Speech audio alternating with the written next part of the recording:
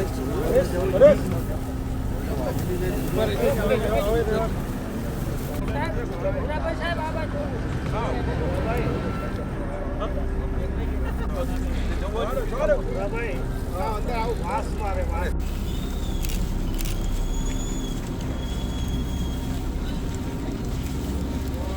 भाई पाछळ पाछळ पाछळ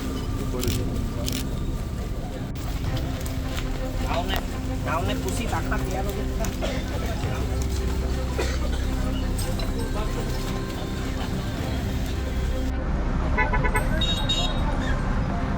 ભાઈ પાછળ આવો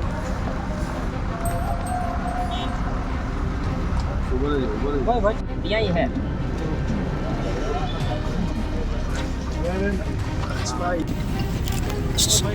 भाई भान भाई अब जाओ अब जाओ પેલા પછાડી આપણા નજીકમાં સૌથી વધારે વરસાદ પાનગઢમાં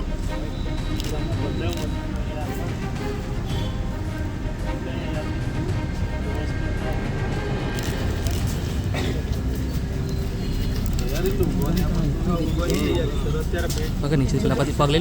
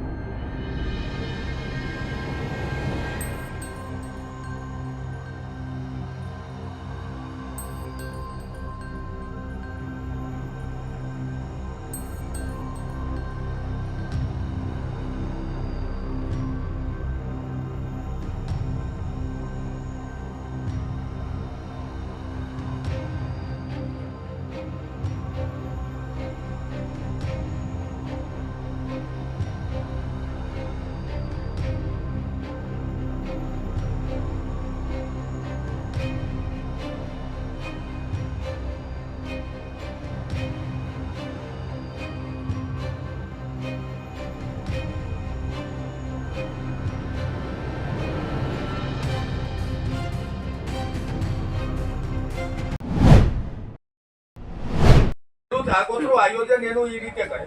માનો મારી પાસે આજે મગફળી છે એનો જતો એટલો છે અત્યારે ખેડૂત કોઈ કેપેબલ છે નહીં. 80% ખેડૂતને આ પાક વેચીને મજૂરી ખર્ચ ખાતર ખર્ચ નહીં લેવાનું છે. તો સરકાર નક્કી કરે એટલો જતો રાખે એ ટેકાના ભાવે બીજો એ વેચીને એનું બીજું આગળનું આયોજન કરે.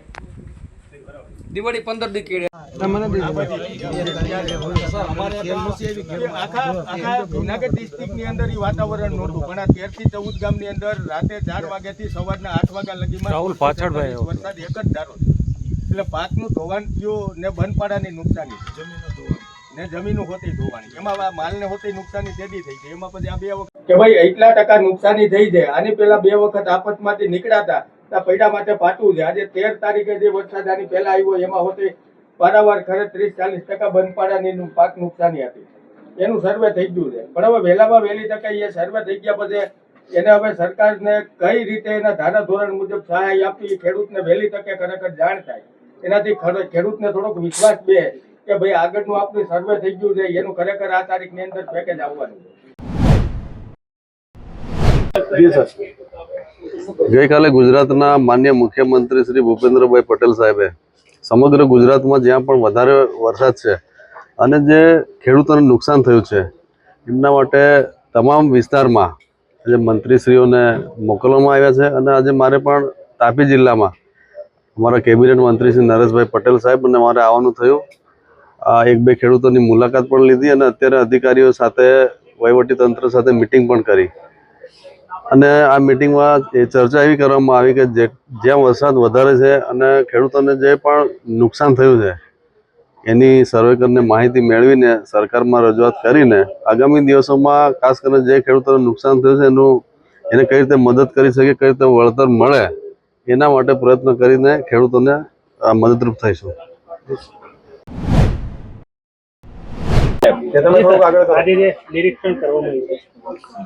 ખાસ કરીને ગઈકાલે અમારા માન્ય મુખ્યમંત્રી શ્રી ભૂપેન્દ્રભાઈ પટેલ સાહેબ, ઉપમુખ્યમંત્રી શ્રી હર્ષભાઈ સંઘવી અને કૃષિ મંત્રી જીતુભાઈ, નાણામંત્રી શ્રી કનુભાઈ ના મારા જેવા અનેક મંત્રીઓ સાથે એક બેઠક થઈ અને ગુજરાતમાં છેલ્લા 3 દિવસથી જે રીતે અતિવૃષ્ટિ વરસાદ ને એના કારણે પૂરા ગુજરાતની અંદર થઈ રહેલું નુકસાન અને એમાં પણ ઇફેક્ટિવ જિલ્લાઓ સૌરાષ્ટ્રના છે, દક્ષિણ ગુજરાતમાં સૌથી વધારે તાપી પણ છે, નવસારી, વલસાડ, આવા દક્ષિણ ગુજરાતના તમામ જિલ્લાઓમાં ઉભેલા પાકને ખૂબ મોટું નુકસાન થયું છે. એ નુકસાનને ધ્યાનમાં રાખીને તાત્કાલિક માન્ય મુખ્યમંત્રીશ્રી અને ઉપમુખ્યમંત્રીશ્રીએ મંત્રીશ્રીઓને જે વધારે નુકસાન થયું છે તેવા જિલ્લાઓમાં મોકલ્યા છે. એ જ રીતે તાપી જિલ્લાની અંદર અને નવસારીમાં હું અને મારા સાથી મંત્રી જયરામભાઈ સાથે તાપીની અંદર પણ અમે ખેતર સુધી ગયા છે.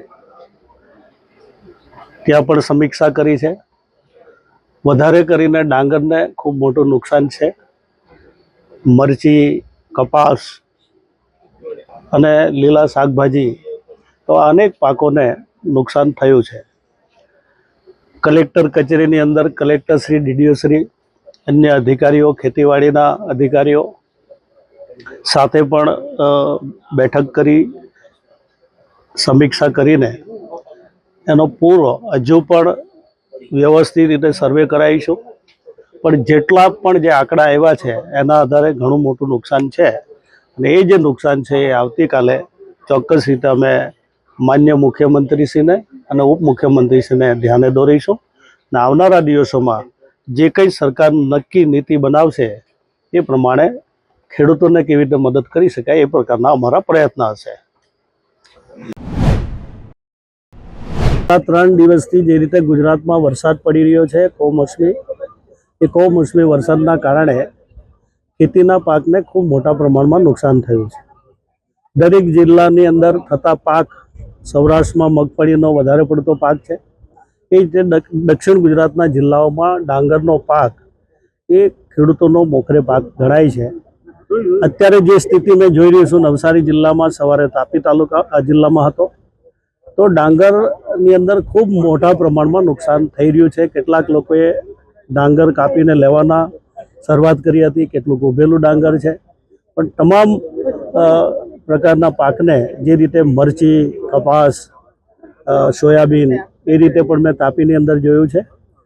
તો ખૂબ મોટા પ્રમાણમાં જે રીતે નુકસાન થયું છે, અમે તાપી અને નવસારીમાં મારી સાથે મંત્રી શ્રી જયરામભાઈ પણ છે. અમે અહીંયાથી તાજ મેળવીને વ્યવસ્થિત રીતે હજુ પણ સર્વે થાય, કોઈ ખેડૂત બાકી નહીં રહી જાય એની ચિંતા પણ સરકાર કરે છે. અને વ્યવસ્થિત સર્વે થયા પછી એ રિપોર્ટ સરકારની અંદર અધિકારી લેવલેથી પણ જશે, અમે પણ આપશું અને આવનારા દિવસોમાં આ ખેડૂતોને કેવી રીતે સહાયભૂત બનાય એ પ્રકારના સરકારના પ્રયત્ન હશે.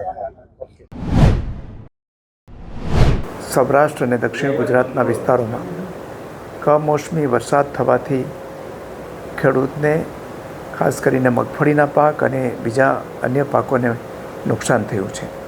એ સંદર્ભે માનનીય મુખ્યમંત્રી શ્રી ભૂપેન્દ્રભાઈ પટેલની સૂચનાથી હું અને ડૉક્ટર પ્રદ્યુમન વાજા, જે અમારા શિક્ષા અને સમાજ કલ્યાણ વિભાગના મંત્રીશ્રી છે, તથા અમારી સાથે સ્થાનિક સાંસદ રાજેશભાઈ ચુડાસમા, અન્ય પદાધિકારીઓ અને વહીવટીતંત્ર સાથે મળીને આજે ગીર સોમનાથ જિલ્લાના ઉના તાલુકો, કોડીનાર, સુત્રાપાડા અને વેરાવળ તાલુકા અને જૂનાગઢ જિલ્લાના માળિયા અને મેંદરડા તાલુકાના પ્રતિનિધિરૂપ ગામોની મુલાકાત લીધી. ખાસ કરીને આ વિસ્તારની અંદર મગફળીના પાકને નુકસાન થયું છે અને અન્ય પાકોને અંશતઃ નુકસાન થયું છે.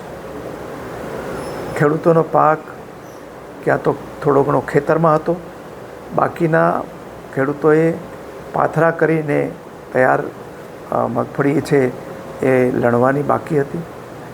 એટલે આ બંને પ્રકારના પાકોને નુકસાન થયું છે અને આ બાબતે અમે વહીવટીતંત્ર અને લોકપ્રતિનિધિઓ સાથે ચર્ચા કરી છે.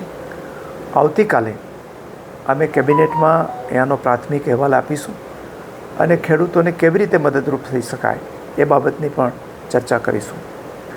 મને વિશ્વાસ છે કે રાજ્ય સરકાર જે રીતે અગાઉ પણ આ ખેડૂતોને પડખે ઊભી રહી હતી એમ આ વખતે પણ ચોક્કસપણે ખેડૂતોની પડખે ઊભી રહેશે અને શક્ય તે તમામ મદદ અમે અપાવીશું.